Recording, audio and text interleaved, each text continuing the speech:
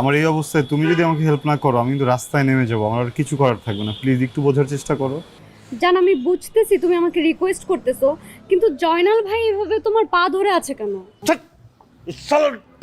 এই শালার জন্য সব কিছু হয়েছে, বুঝছো?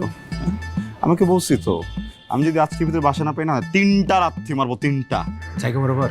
জায়গা বরাবর। এই জায়গা বরাবর মানে? তুমি বুঝবা না জান।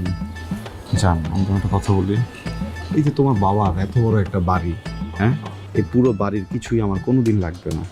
উপরে একটা চিলে কোঠা আছে না, যেখানে তুমি আমি সূর্য ডোবা দেখি, ওইটা আমার একটু ভাড়া নেওয়া দেওয়া যায়। দরকার 10 দিনের জন্য নেওয়া দেওয়া পেইং গেস্ট। আমি 10 দিনের ভিতরে বাসা বাড়ি কিছু একটা খুঁজে নিবো, আর বললো যে আমি তোমার ক্যাম্পাসের বড় হয়েছিলাম। জান শোনো না, আমি বুঝতে পারছি তুমি অনেক ঝামেলার মধ্যে পড়ছো, কিন্তু জান আমি আমার বাবাকে কিভাবে বলবো যে তোমাদের মতো দুইটা দামড়া আমার বাসায় থাকবে? এটা কি সম্ভব জান? তুমিই বলো। মানে তোমরা যদি ছেলে না হয়ে মেয়ে হইতো তাও আমি একটু চেষ্টা করে দেখতাম, কিন্তু এটা তো জান সম্ভব না, বুঝছো? আপা আপনাকে বাসায় দারোয়ান থাকে না, দারোয়ানের লগে থাকতে দিলে হইতো। একদম ময়রা তোর দারোয়ানের গোষ্ঠী কেলে আমি চুপ। জান, এই কথাটা আমি তোমাকে বলতে চাইনি, কিন্তু এখন কথাটা আমাকে বলতেই হবে।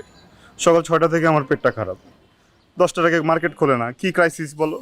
আমি সব জায়গায় দৌড়েছি কোনোভাবে ব্যালেন্স করছি, এরপরে মার্কেটেও গেছি। কতবার যাবো মার্কেটে? অ্যাটলিস্ট ওই বাথরুমের জন্য হলো একটা বাসা ম্যানেজ করে দাও না প্লিজ। জান আমার না এখন বাসায় যেতে হবে, এখন আসি। আর যাও। সরি, আমি তোমাকে ওয়াশরুমটাও ম্যানেজ করে দিতে যাও, পারছি না। যাও, সরি, please। জাস্ট ছাড়।